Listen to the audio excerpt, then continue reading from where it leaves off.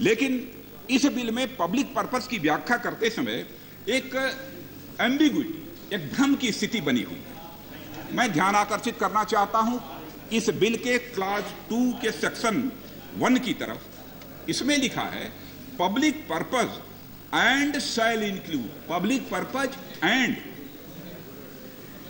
Shall include the following purposes. अभी हमारी समझ में बात नहीं आती है जो भी पब्लिक, क्या क्या पब्लिक पर्पस है, या तो आप उसको मेंशन कर देते हैं, लेकिन पब्लिक पर्पस के अतिरिक्त जो कुछ भी आपने पर्पसेस एक सूची में डाले हैं उस पर हमको कोई आपत्ति नहीं है। लेकिन मैं मंत्री जी से जानना चाहता हूं अलग से यह पब्लिक पर्पस और उसके बाद अन्य जो कुछ भी आपने सूची मेंशन की है उसमें, उसके पीछे आपकी मंशा क्या है, आप क्या कहना चाहते हैं, इसके संबंध में मैं क्लैरिफिकेशन चाहूंगा। हमारा यह कहना है कि होना चाहिए था, या तो यह होना चाहिए था कि public purpose including purposes mentioned below, public purpose को अलग नहीं करना चाहिए था। यदि पब्लिक पर्पस है तो उसमें कहना चाहिए था public purpose including purposes mentioned below. तो इस पर मैं मंत्री जी का क्लैरिफिकेशन चाहता हूं कि इसके पीछे मंत्री जी की मंशा क्या रही है। इस बिल के क्लॉज 2 के सेक्शन 1 में कहा गया है कि प्राइवेट कंपनीज के लिए prior consent of at least 80% of the affected families जरूरी है। यानी जितनी प्रभावित परिवार हैं उनके 80% लोगों की यह प्रायर कंसेंट होनी चाहिए कि यह भूमि अधिग्रहित की जाए या यह भूमि अधिग्रहित न की जाए। लेकिन पब्लिक प्राइवेट पार्टनरशिप के जो प्रोजेक्ट्स होंगे उनके लिए 70% यहां पर रखा गया है, मगर सरकारी प्रोजेक्ट्स के लिए किसी प्रकार की कोई बाध्यता नहीं। मैं ये कहना चाहता हूं कि आप यह अनइवन प्लेइंग फील्ड क्यों देना चाहते हैं? देना है तो सरकारी जो प्रोजेक्ट्स हैं उनके लिए भी, और साथ ही साथ गैर सरकारी जो प्रोजेक्ट्स हैं उनके लिए भी आपको प्ले फील्ड देनी है तो आप समान प्ले फील्ड दीजिए। लेकिन यदि आपके समक्ष यदि कोई मजबूरी ऐसी है तो मंत्री जी, प्राइवेट ये प्रायर कंसेंट्स के जो नॉर्म्स हैं वह यूनिफॉर्म रखने में क्या परेशानी थी, इस संबंध में भी मैं क्लैरिफिकेशन चाहूंगा। क्या इस बिल के बाद भी जबरिया भूमि अधिग्रहण का रास्ता खुला रहेगा? मैं यह जानना चाहता हूं, क्योंकि यह क्लॉज पढ़ने के बाद यह शंका हमारे मन में पैदा हुई है कि अब भी जबरिया किया जाएगा। लेकिन मैं मानता हूं, मैंने भी सरकार चलाई है कि कुछ विशेष परिस्थितियों में भूमि अधिग्रहण करना अत्यधिक आवश्यक होता है। आपात स्थिति भी कभी ऐसी पैदा हो जाती है कि भूमि अधिग्रहण आवश्यक होता है। तो मैं इतना ही अपनी तरफ से सुझाव देना चाहूंगा, यदि ऐसी परिस्थिति कभी ऐसी पैदा होती है तो कुछ स्पेशल इंसेंटिव्स किसानों को दिए जाने चाहिए। इस बिल में इसकी भी व्यवस्था होनी चाहिए। और एक इस बिल के प्राविधान किया गया है कि निजी क्षेत्र के लिए अधिग्रहण में 80% प्रभावित परिवारों की जो कंसेंट ली जाएगी, उसके साथ यह कहा गया है प्रभावित परिवार किसको माना जाएगा? सोशल इंपैक्ट असेसमेंट के बाद, इन्वायरमेंटल इंपैक्ट असेसमेंट के बाद। लेकिन सोशल इंपैक्ट असेसमेंट और इन्वायरमेंटल इंपैक्ट असेसमेंट यह कब से प्रारंभ करेंगे?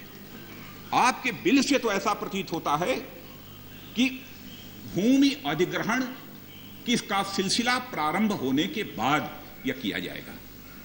लेकिन पहले यह होना चाहिए सोशल इंपैक्ट असेसमेंट, तो भूमि अधिग्रहण का प्रोसेस प्रारंभ होने के पहले होना चाहिए, और इन्वायरमेंटल इंपैक्ट असेसमेंट भी भूमि अधिग्रहण का यह सिलसिला प्रारंभ होने के पहले होना चाहिए। इसके पहले यह संभव नहीं है। मैं लैंड ओनर्स की जो परिभाषा, उसके बारे में मैं कुछ कहना चाहता हूं। मंत्री, आपको भी जानकारी है, आज भी हमारे देश में लैंड टाइटल्स को लेकर लगभग 20% मामले आज भी उलझे हुए हैं, अदालतों में उनके विवाद चल रहे हैं। ऐसी स्थिति से निपटने के लिए मंत्री जी, इस बिल में कोई प्राविधान नहीं है। क्या आपने सोचा है? मैं यह भी आपके उत्तर में जानना चाहूंगा। और साथ ही साथ लाल डोरा और एलएमसी, इसकी भी समस्या है। गांव में रहने वाला हर व्यक्ति इससे परिचित है। आबादी जिस तेजी के साथ इस समय बढ़ रही है, उस आबादी को रहने के लिए जगह भी तो चाहिए, लेकिन इसमें कहीं पर कोई प्राविधान नहीं है कि लाल डोरा और एलएमसी के बारे में यह बिल कुछ स्पष्ट करे, ऐसा कुछ भी हमको देखने को नहीं मिला है।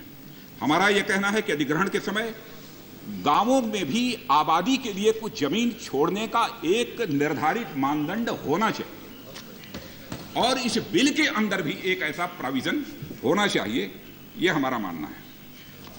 और जब सोशल इंपैक्ट असेसमेंट और इन्वायरमेंटल इंपैक्ट असेसमेंट जब यह सिलसिला प्रारंभ हो तो यह टाइम बाउंड होना चाहिए। नहीं, ऐसा नहीं होना चाहिए कि सोशल इंपैक्ट असेसमेंट और साथ ही इन्वायरमेंटल इंपैक्ट असेसमेंट आपने प्रारंभ कर दिया और कर दिया लगभग साल डेढ़ साल तक यह असेसमेंट का सिलसिला चलता रहे, तो मैं समझता हूं कि इसका जो पर्पस है वो पर्पस पूरी तरह से समाप्त हो जाएगा। अब अध्यक्ष महोदया, मैं बिल के क्लास 9 की तरफ आता हूं। अर्जेंसी का प्रोविजन आ गया, सबसे खतरनाक प्रोविजन ये अर्जेंसी का प्रोविजन है।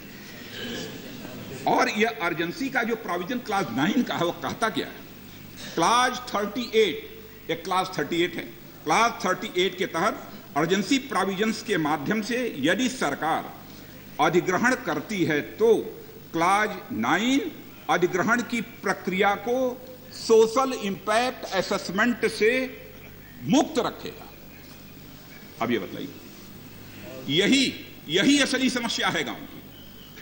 सबसे बड़ा संकट यही है, अर्जेंसी प्रोविजन। अब उसको सोशल इंपैक्ट असेसमेंट नहीं होगा, इन्वायरमेंटल इंपैक्ट असेसमेंट नहीं होगा। अब इस समस्या का निराकरण मंत्री जी कैसे किया जाएगा, इसके संबंध में भी मैं क्लैरिफिकेशन आपसे चाहूंगा, क्योंकि मैं जानता हूं अधिकांश विवादों का कारण ये अर्जेंसी प्रोविजन यही है गांव में। और मेरा एक सुझाव है कि क्लास 9 का उपयोग कोई बहुत ऐसी आपात स्थिति पैदा यदि हो जाए तभी किया जाना चाहिए, नहीं तो मैं तो यह कहना चाहूंगा कि इस क्लास 9 को ही समाप्त कर दें, इसका कोई औचित्य नहीं रह गया। और किसी भी प्रकार का अधिग्रहण हो, किसी प्रकार का, प्राइवेट कंपनीज के लिए हो अथवा पब्लिक पर्पस के लिए हो, सोशल इंपैक्ट असेसमेंट और इन्वायरमेंटल इंपैक्ट असेसमेंट यह निश्चित रूप से होना चाहिए। नए बिल के क्लास 10 की ओर अध्यक्ष महोदया मैं ध्यान आकर्षित करना चाहता हूं। क्लास 10 क्या कहता है? कहता है कि कुछ परिस्थितियों को छोड़कर मल्टी क्रॉप लैंड का अधिग्रहण नहीं किया जाए, कुछ परिस्थितियों को छोड़कर। मगर सेक्शन 2 के सब सेक्शंस में यह बात कही गई है कि नहीं किया जा सकता है, यानी फिर से एक अधिग्रहण का रास्ता यहां पर खोल दिया गया है। यहां पर भी एक तरफ तो कहा गया है कि नहीं किया जाना चाहिए मल्टी क्रॉप जो भी हमारी लैंड है उसका एक्विजिशन, अथवा इरिगेटेड जो लैंड है उसका नहीं एक्विजिशन होना चाहिए, लेकिन दूसरी तरफ रास्ता भी उसका खोल गया है।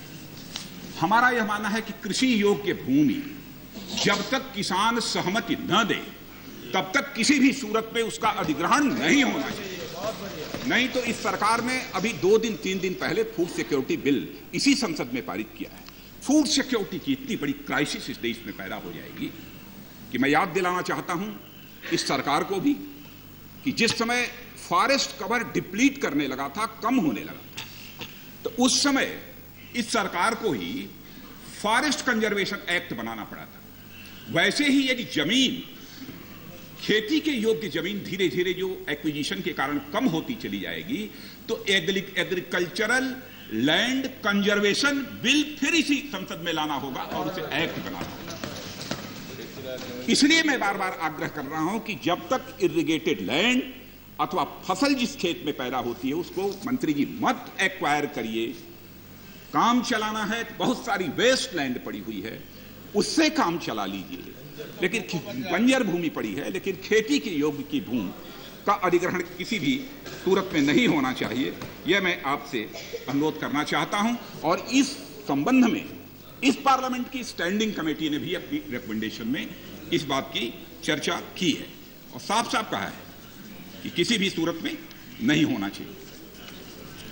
इस बिल के सबसे चिंताजनक बिंदु की ओर मैं ध्यान आकर्षित करना चाहता हूं मैडम, यह क्लास 16(3) सरकार के द्वारा यदि सरकार द्वारा ऑब्जेक्शन यदि किसान के द्वारा यदि कोई किया गया भूमि अधिग्रहण के संबंध में और सरकार के द्वारा कोई फैसला आ गया, वो अपील नहीं कर सकता है अध्यक्ष महोदय।